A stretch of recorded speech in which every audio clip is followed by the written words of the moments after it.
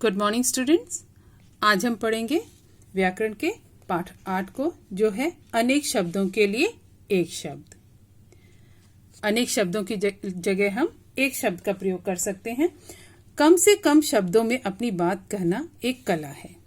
इस कार्य में कुछ विशेष शब्द हमारी बहुत सहायता करते हैं और हम कई शब्दों के स्थान पर केवल एक शब्द बोलकर या लिखकर अपनी बात को आकर्षक एवं प्रभावशाली ढंग से व्यक्त कर सकते हैं। अब यहाँ पर देखिए, चित्रों के माध्यम से बताया गया है कैसे अनेक शब्दों की जगह हम एक शब्द का प्रयोग कर सकते हैं। मिठाई बनाने वाला यानी कि हलवाई। जल में रहने वाला जलचर। जल में रहने वाला की जगह हम क्या कह सकते हैं? जलचर। टीवी रेडियो पर समाचार पढ़ने वाला समाचार वाचक। ठीक है, तो ये अनेक शब्दों की जगह हम एक शब्द का प्रयोग कर सकते हैं। अनेक शब्दों के स्थान पर एक शब्द का प्रयोग करने से भाषा में संक्षिप्तता, स्पष्टता तथा सुंदरता आती है।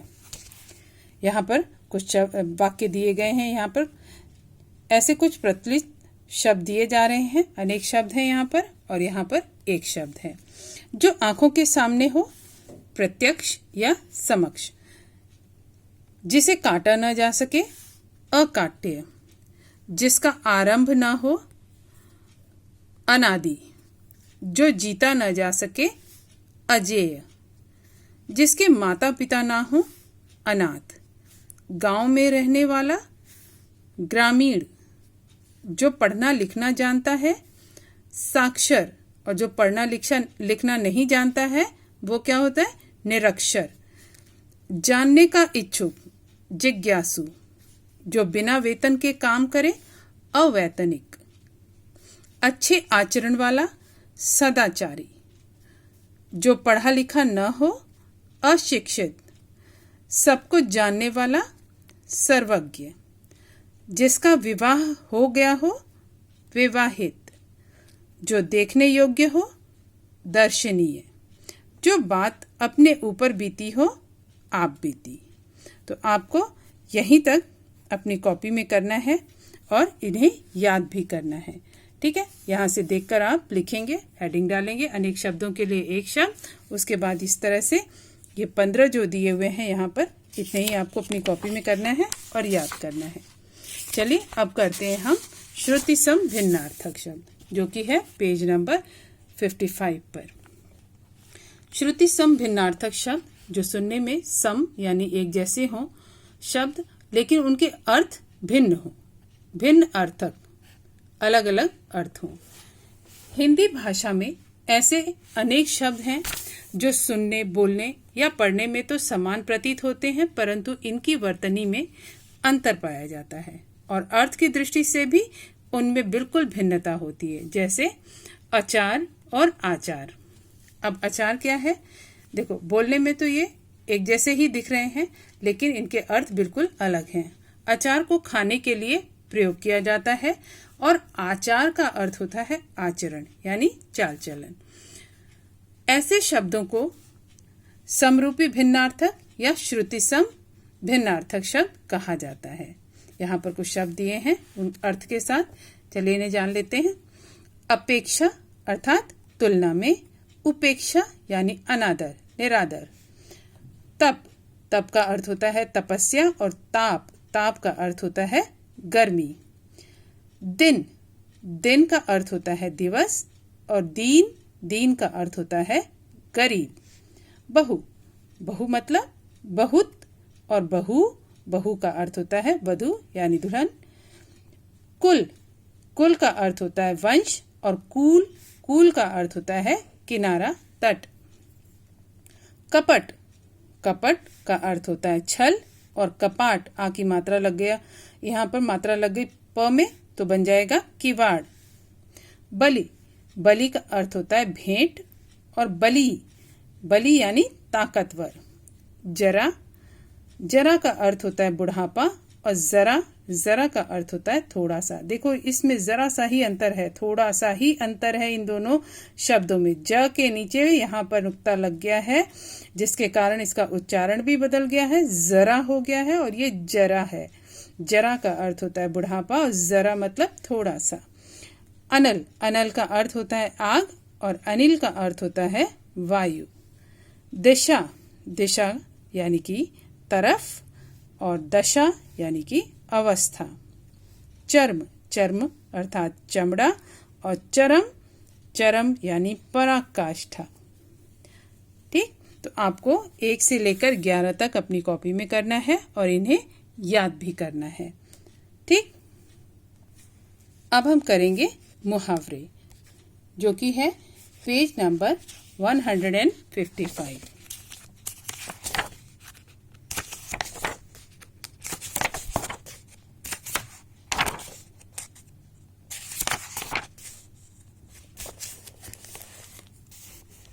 मुहावरे और लोकोक्तियां।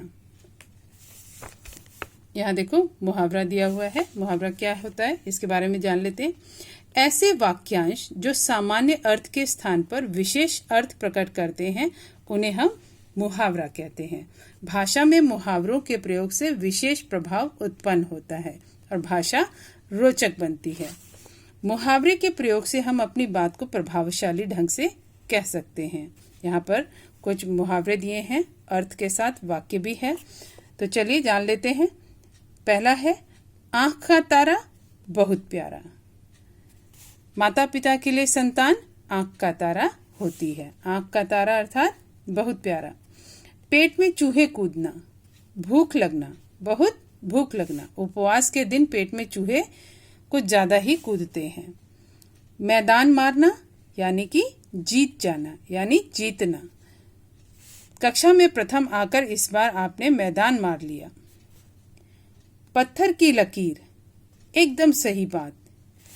यहाँ तो हर आदमी अपनी बात को पत्थर की लकीर मानता है।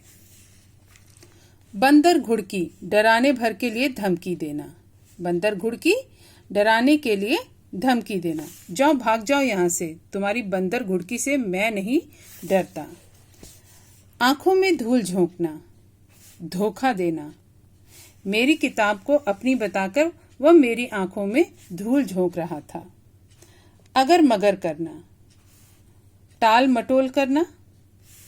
फिल्म दिखाने की बात पर वह हमेशा अगर मगर करता रहता है। आंख लगना, आंख लगना मतलब नींद आना। उपन्यास पढ़ते पढ़ते मेरी आंख लग गई। फूला न समाना, बहुत खुश होना। कक्षा में प्रथम स्थान पाकर मैं फूली न समाई। हथियार डाल देना, हार मान लेना। बेटी की जिद के आगे माँ को हथियार डालने पड़े। हथियार डालने पड़े यानी माँ हार गई, माँ को हार मानना पड़ा। तो यहीं तक आप अपनी कॉपी में करेंगे 1 से 10 तक। ऊपर हेडिंग डालेंगे मुहावरा और यहाँ पर जो दिए हुए हैं 1 से 10 तक आप अपनी कॉपी में मुहावरे लिखेंगे। ठीक है, और इन्हें याद भी करना है। अब है लोकोक्तियाँ, पेज 156। लोकोक्तियाँ क्या होती हैं? लोकोक्ति शब्द 2 शब्दों के मेल से बना है, लोक प्लस उक्ति, जिसका आशय है ऐसी बात जो लोक में प्रसिद्ध हो तथा जो लोगों के अनुभव पर आधारित हो। लोक में प्रसिद्ध हो, उक्ति मतलब बोली जाने वाली जो बात, ऐसी बात जो लोक में प्रसिद्ध हो तथा लोगों के अनुभव पर आधारित हो। मुहावरे तथा लोकोक्तियों में अंतर। लोकोक्ति और मुहावरे में अंतर पाया जाता है। लोकोक्ति वाक्य में प्रयोग करने पर भी स्वतंत्र रहती है, जबकि मुहावरे का वाक्य में प्रयोग करने पर वह स्वतंत्र न रहकर उस वाक्य का अंग बन जाता है। ठीक है, अब यहाँ पे कुछ लोकोक्तियाँ दी गई हैं जिन्हें आपको अर्थ सहित याद करना है। उल्टा चोर कोतवाल को डांटे, अपराधी निरपराध पर दोष लगाए। निरपराध मतलब जिसने अपराध न किया हो। थोथा चना बाजे घना, अयोग्य व्यक्ति बेकार ही बढ़ चढ़कर बातें करे। अंधों में काना राजा, मूर्खों में थोड़ा समझदार। एक मछली सारे तालाब को गंदा करती है, एक बुरा व्यक्ति पूरे समाज को बदनाम करता है। एक अनार 100 बीमार, चीज कम और चाहने वाले अधिक। ऊंची दुकान फीका पकवान, दिखावा अधिक और काम कम। अंधा क्या चाहे, दो आंखें, जिसके लिए जिस चीज का महत्व होता है वह उसी को पाना चाहता है। अंधा क्या चाहे, दो आंखें। तो यहीं तक 1 से 7 तक आपको लोकोक्ति अपनी कॉपी में लिखना है और इनके अर्थ को याद करना है। ठीक।